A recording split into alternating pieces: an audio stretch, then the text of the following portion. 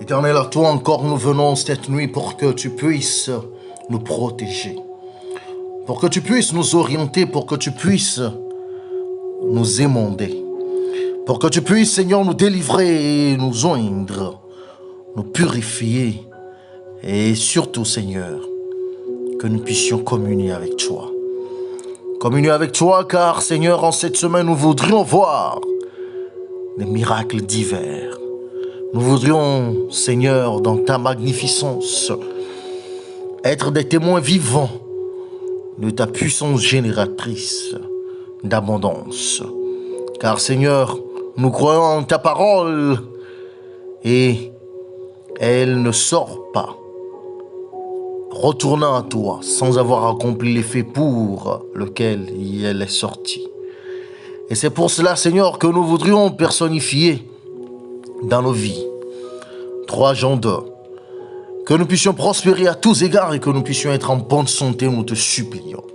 Accorde-nous, Seigneur, une santé mentale, une santé physique, une santé spirituelle, une santé financière, une santé à tous égards de fer. Seigneur, nous rejetons tout abus, nous rejetons toute détérioration, nous rejetons toute maladie par ta toute puissance. Et nous te supplions de nous élever au-dessus de toute calamité, au-dessus de toute catastrophe, au-dessus de toute insécurité, au-dessus de toute peur, au-dessus de toute attaque, et que nous puissions être plus que vainqueurs par le nom de Jésus-Christ. Que nous puissions, Seigneur, connaître l'abondance dans nos affaires, l'abondance dans nos voyages, l'abondance dans nos études, dans notre apprentissage, l'abondance, Seigneur, dans notre bureau, l'abondance dans notre lieu de travail, l'abondance dans notre marché, l'abondance dans notre famille, l'abondance dans notre nation, l'abondance dans notre continent, l'abondance dans ce monde où tout est voué à l'hégémonie des puissances obscures, des puissances ténébreuses. Nous voudrions, Seigneur, demeurer sous ta souveraineté afin que toi, le roi des rois, puisse régner sur nous et sur tout ce que nous ferons. Nous te supplions, Seigneur Jésus, de venir accomplir dans notre vie ta parole, selon laquelle dans Deutéronome chapitre 28, verset 11, et l'Éternel nous comblera de bien, du fruit de notre corps, du fruit de notre bétail, du fruit de notre sol. Car, Seigneur, nous vivons des temps sans précédent, des temps où nous ne comprenons rien de tout ce qui se passe, avec des inflations galopantes, avec des excès.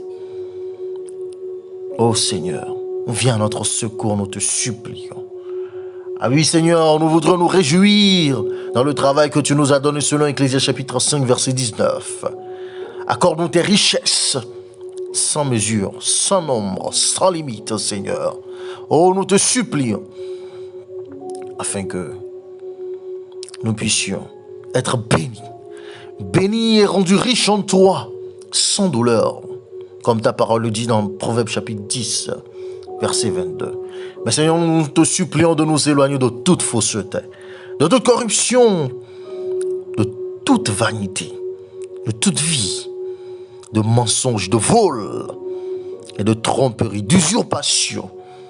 Car selon ta parole, dans Proverbe 13, verset 11, la richesse obtenue par vanité sera diminuée. Mais celui qui amasse par le travail augmentera. Donne-nous la force, nous te supplions. Donne-nous la créativité, l'innovation, un esprit clair et puissant, un corps en forme, afin que nous puissions travailler et que notre travail nous apporte le gain qui nous est dû. Ainsi nous prions pour ceux envers qui il y a des arriérés, ceux qui demandent une augmentation, une promotion, ceux qui ont les yeux rivés sur leurs débiteurs. Aie pitié, Seigneur, aie pitié. Oh, aie pitié ceux qui ont les yeux rivés sur les créanciers, Seigneur, aie pitié. Aie pitié, Seigneur, de ceux dont les employeurs ou les partenaires sont pervers et mécréants. Seigneur, frappe ces cœurs et que s'en sorte, Seigneur, une justice, gain de cause pour nous qui crions à toi. Seigneur, n'oublions pas ceux qui sont chômeurs, ceux qui crient pour un emploi, ceux qui poursuivent leur pain quotidien dans le tourment. ceux qui sont à la recherche d'un stage ou d'un coin ou mettre en valeur leurs compétences, Seigneur, viens aussi à leur secours. Oh, dans ces cris de détresse, Seigneur, enlève l'angoisse, enlève le stress, enlève, nous te supplions, l'anxiété et les perplexités et donne-leur gain de cause. Ô Père, les temps sont durs, les temps sont mauvais, mais nous savons que tu es au courant de tout. Et c'est pour cela que nous voulons nous attendre à toi, afin que tu nous donnes la discipline nécessaire, nous donner l'entendement, la connaissance nécessaire, la sagesse, pour savoir comment bien vivre, comment nous en sortir, Seigneur, et touche les cœurs des décideurs, Seigneur. Touche les cœurs des leaders, Seigneur, afin que les choix, afin que les décisions puissent être dans le souci d'alléger la souffrance. Père, nous voudrons prier pour ceux qui travaillent la terre et pour qui les saisons ne sont pas bonnes. Viens à leur secours, nous t'en supplions. Oh, viens à leur secours.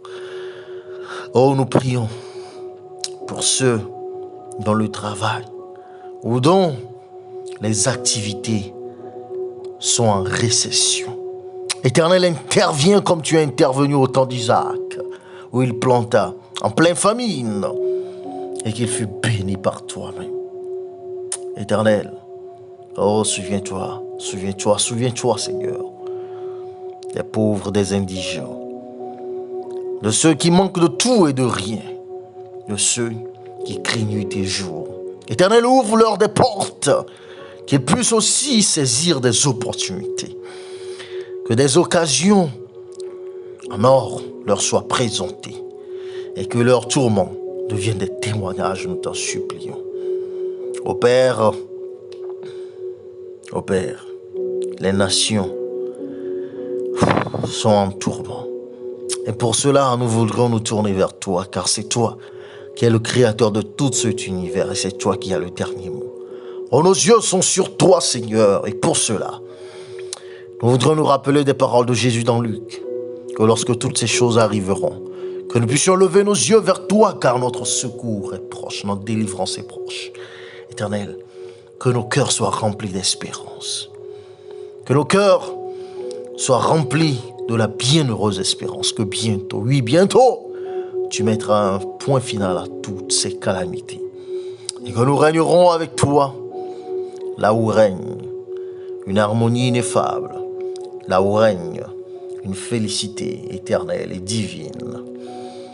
Père, nous voudrions encore une fois à la fin de cette semaine compter nos bienfaits et te montrer notre gratitude, te témoigner notre reconnaissance, car tu auras été le rocher de notre salut. Tu auras été notre forteresse. Tu auras été, Seigneur, notre puissant soutien et notre délivrance. Et c'est pour cela que nous voulons nous jubiler en toi, te célébrer, t'exalter et t'honorer, te louer.